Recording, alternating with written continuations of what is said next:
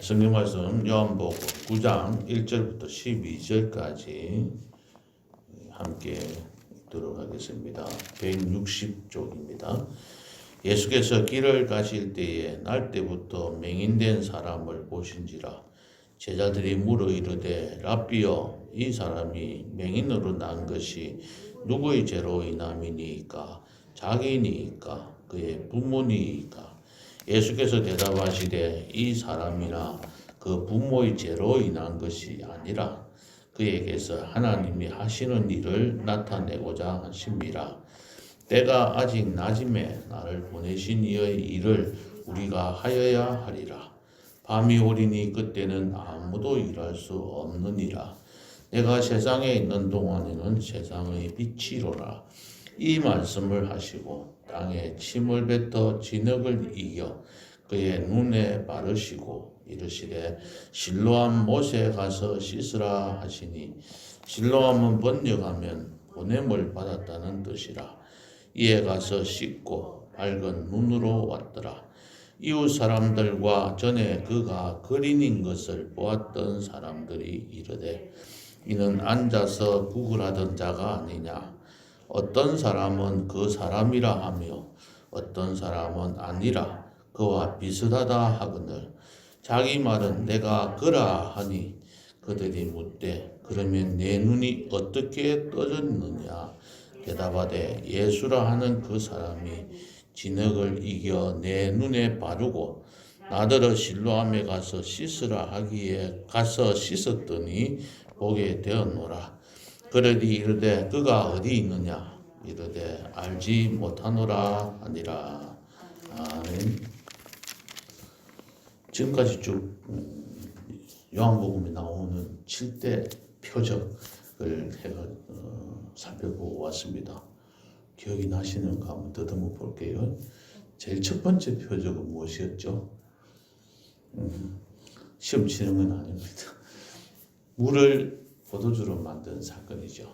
첫 번째 표적이 갈릴리 가나 혼인잔치에서 물을 포도주로 만든 사건입니다. 두 번째는 뭐였죠? 왕의 신하의 아들을 고쳐주신 사건입니다. 요한복음 4장에 나오는 말씀이죠.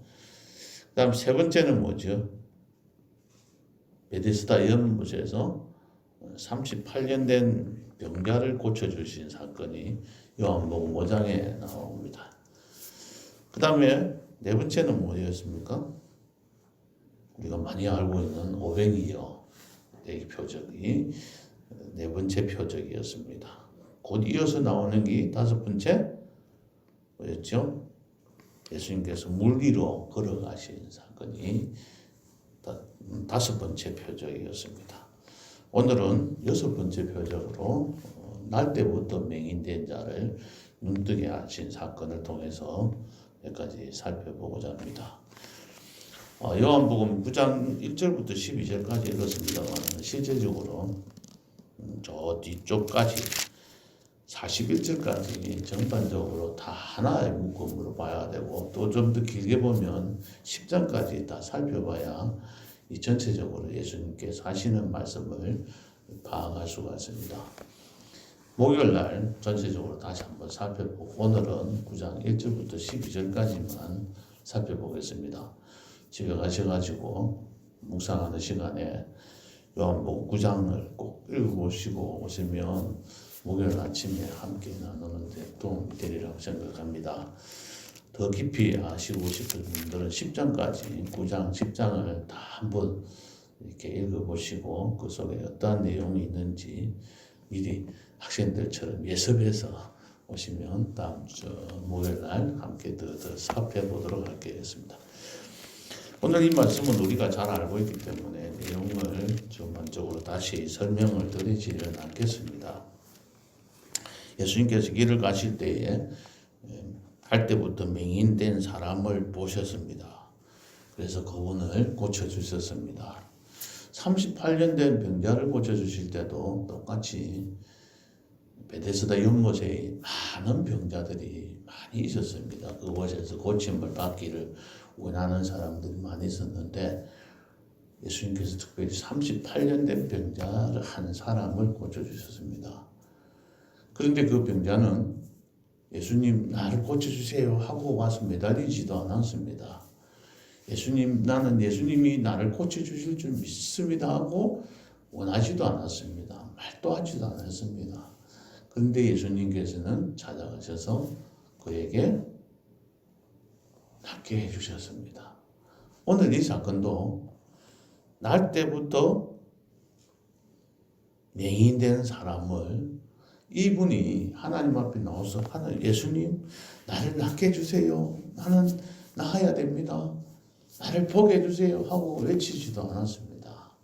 그런데 예수님이 다가가셔서 이 자를 병을 낫게 해주셨습니다. 이들이 또 막 대제사장들이 와서 내가 어떻게 해서 낫게 되었느냐 하고 질문하고 협박도 하고 했는데 정확하게 대답을 하다 보니까 출교를 당했어요. 그래서 35절에 보면은 예수께서 그들이 그 사람을 쫓아냈다 하는 말을 들으셨더니 그를 만나사 그를 직접 찾아가신 거예요. 예수님 때문에 자기가 또 올바르게 전거하다가 유대교에서 출교를 당한 거예요. 억울한 일을 당했습니다. 그 억울한 일을 당한 이 소경에게 맹인에게 예수님은 다가가셔가지고 네가 나를 믿느냐 인자를 믿느냐 하시면서 그에게 다시 자기를 따라서 살아갈 수 있도록 다시 격려해 주시는 사건이 나옵니다. 이 말씀을 통해서 보면 우리가 뭘 알 수가 있겠습니까? 예수님께서는 우리들을 어떤 공로가 있어서 우리가 무슨 능력이 뛰어나서 우리의 믿음이 좋아서 우리가 특별히 뭔가 하나님 앞에 의의를 나타내어서 하나님께서 베풀어 주신 것이 아니라는 사건을 생각해야 합니다. 하나님께서 긍휼히 여기셨기 때문에 그의 눈을 뜨게 해주신 거예요. 우리가 살아가면서 이런 일은 없습니까? 어떤 사람을 우리가 도와주고 싶은 마음이 생길 때가 그 사람은 어떤 사람일까요? 내가 도와주고 싶은 마음이 생기는 사람이에요. 저 사람은 나의 도움이 필요한 것보다 해서 내가 도와주는 사람은 어떤 사람입니까? 자녀들이 여러 명 있으면 한 명, 두 명밖에 없으니까 잘 모르겠을 수도 있는데 5명, 6명 자녀가 있다고 생각합시다. 그 중에서 특별히 부모님의 관심을 끄는 자녀들이 있습니다. 마음이 자꾸 쓰이는 거예요. 얘가 어떻게 살아가는지 자꾸 신경이 쓰이는 겁니다. 옛날 말에 10손가락 중에 하나 다 똑같이 아프지 안 아픈 손가락이 어디 있냐 하면서 다 똑같이 자녀들을 사랑한다고 하지만 그래도 그 중에 보면 특별히 신경이 쓰시는 분들이 있잖아요. 저희 아버지 부모님도 보면 저희들 6남매인데 제가 맞이입니다. 근데 맞이한테 잘해주는 것보다도 그 몇 명, 한 명, 두 명을 특별히 신경 쓰시고 챙겨주는 그런 형제가 있어요. 그런 부모도 그런 사람은 어떤 사람일까요? 긍휼히 여기시는 대상자가 어떤 사람입니까? 우리도 한번 생각해 볼까요? 우리가 막 잘났다고 생각하고 뭐든지 자기 스스로 잘하는 사람, 나보다 더 똑똑하게 일 잘하는 사람을 우리가 가서 도와주려고 하는 마음이 생길까요? 그렇지 않잖아요. 지가 뭐 잘났나? 얼마나 잘났는데 한번 잘하는가 보자. 이런 식으로 해서 그 사람에 대해서 신경을 안 쓸 때가 참 많습니다. 그러니까는 저도 그렇게 살았거든요. 남한테서 어떤 놀림을 받거나 남한테서 어떤 좋지 못한 소리를 들을까 봐서 저 자기 방어를 굉장히 많이 했습니다. 제가 초등학교 다닐 때 왕따를 당했었거든요. 그래서 누가 나에게 해를 끼치는 사람이 있으면 반드시 복수하려고 했고 절대로 나에게 해를 끼치는 사람이 없게 미리 방비를 했습니다. 그러다 보니까 저 혼자서 열심히 잘 살았습니다. 그런데 남이 나를 도와주는 경우들은 거의 거의 없었어요. 저 혼자서 제가 알아서 열심히 살다 보니까 고생하기도 하고 힘들게 살았어요. 오히려 욕도 많이 들었습니다. 남들 앞에서 강하게 보이는 것이 도움이 되지 않을 때가 참 많이 있습니다. 물론 능력이 있어서 잘했겠지 이렇게 생각할 수도 있지만 그 사람은 긍휼히 여김을 받을 수가 없는 것이죠. 하나님과 우리의 관계도 똑같습니다. 내가 뭐든지 내 스스로 뭐든지 일을 잘하고 내가 뭐든지 선을 행하고 내가 하나님 앞에 나와서 교회에서 봉사도 내가 알아서 잘하고 하나님 앞에 헌금도 잘하고 여러 가지 면에서 빠짐이 없이 일을 잘하는 사람을 하나님께서 긍휼히 여기실까요? 그렇지 않죠.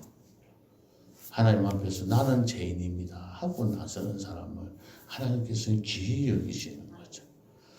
바리새인과 세리가 기도할 때 이렇게 기도했잖아요. 바리새인은 어떻게 기도했습니까? 나는 토색하지도 아니했고 가늠하지도 아니했고 불의를 행하지도 아니했고 저 세리와 같지도 아니했고 그래서 하나님 감사합니다 하고 기도했어요.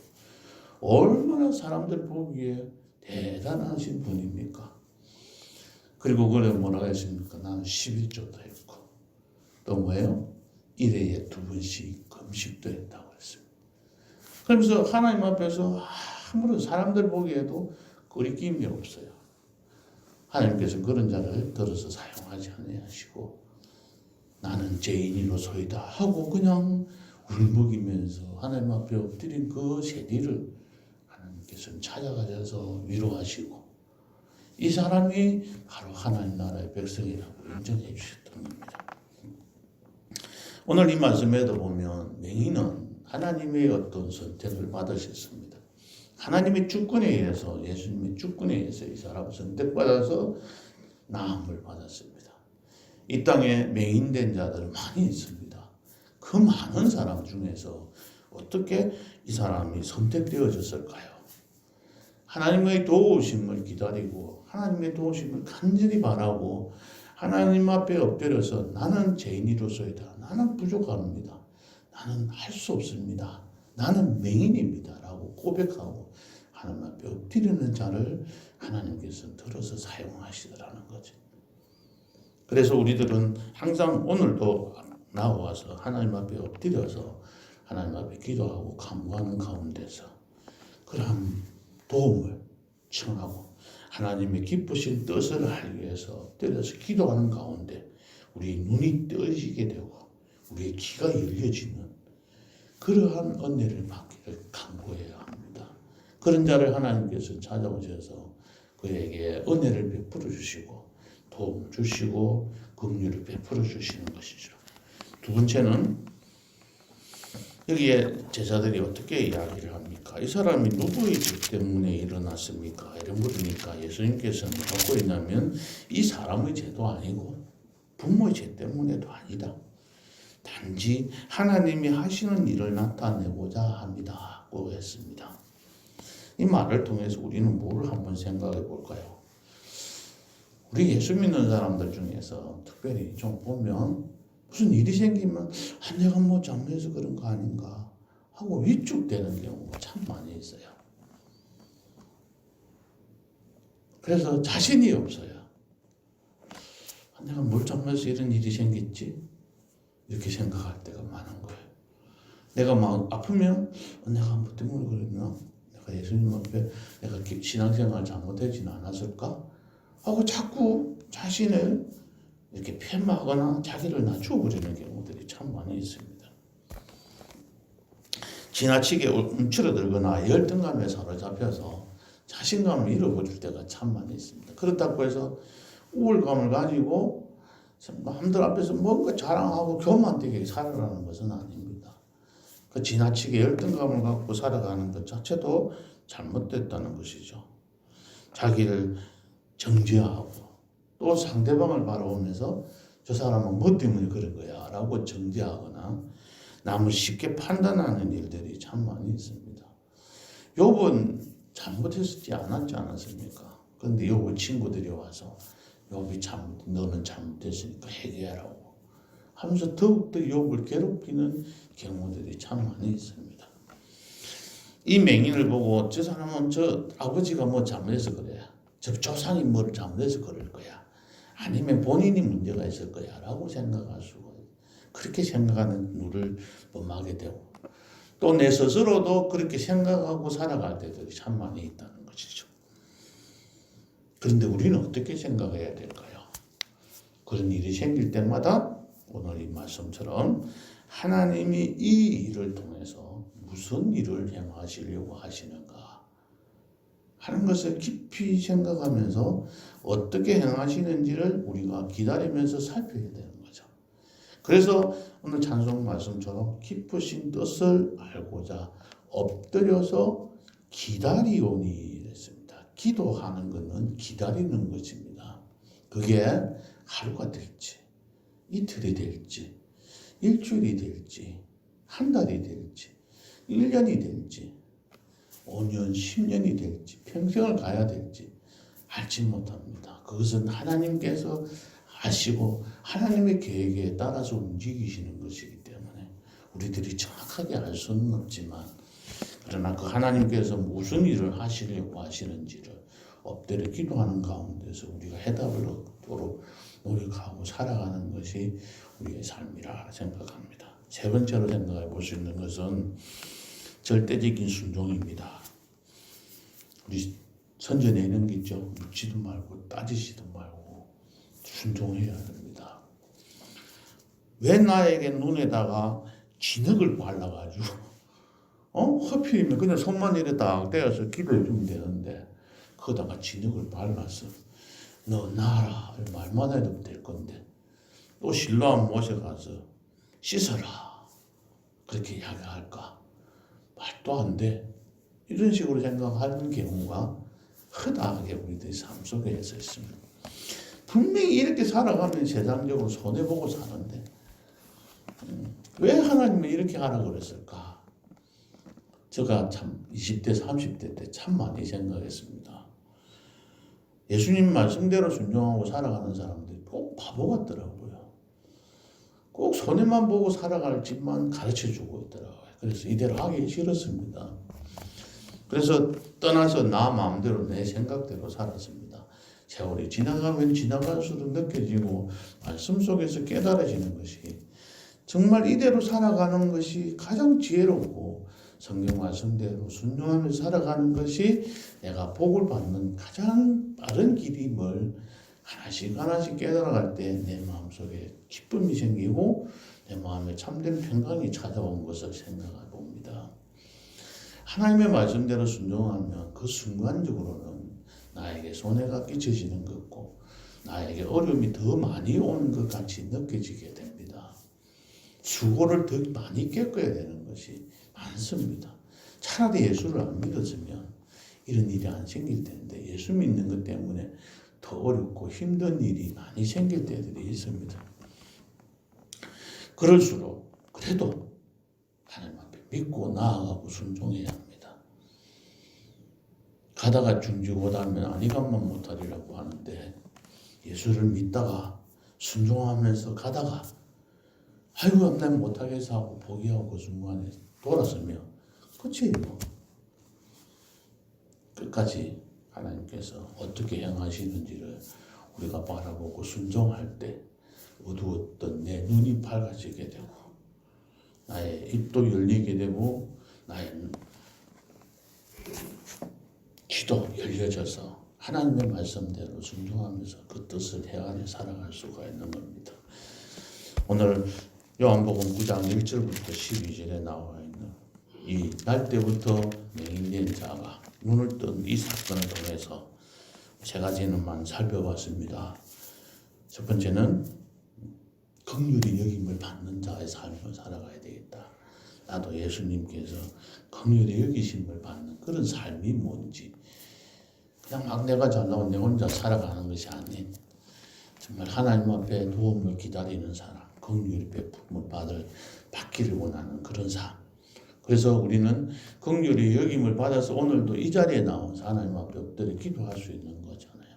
그래서 감사하고 다른 사람은 나오지 못해도 우리는 이곳에 나오게 된 것을 너무 감사하고 바리새인 같이 같은 기도가 아니고 그래서 기도하면서 하나님의 은혜와 사랑에 감사하며 살아가야 할 것이고 두 번째는 너무 내 자신에 대해서 뭐가 잘못되고 어려움이 닥칠 때 내가 뭘 잘못해서 그랬나 뭐 때문에 그럴까 하고 너무 자기 자신을 편마하거나 자기를 비하하는 일이 없이 하나님께서 이 일을 통해서 무엇을 행하시려고 하시는지 묵묵히 기다리면서 바라보는 삶을 살아가야 합니다. 세 번째는 절대적으로 순종하여서 하나님의 도우심을 받고 하나님의 은혜를 받으며 살아가는 오늘 하루 되시기를 주님의 이름으로 축복합니다. 기도하시겠습니다. 하나님 아버지, 날 때부터 맹인된 자 말씀을 통해서 6번째 표적을 통해서 세 가지를 생각했습니다. 우리의 삶을 되돌아보면 우리는 눈뜬 자로 살아간다고 하지만 실질적으로 맹인된 자와 같이 살아갈 때가 참 많이 있습니다. 자신이 잘난 것도 없고 자신이 내세울 것도 없으면서도 항상 당당하게 살아갈 때들이 많이 있었던 것 같습니다. 우리 자신들의 잘못된 부분들을 주님 용서하여 주시고 오늘부터 더욱더 주님 앞에 엎드려 주님의 뜻을 구하며 기도하며 기다리는 우리의 삶이 될 수 있도록 인도해 주시옵소서. 예수님의 이름으로 기도하옵나이다. 아멘.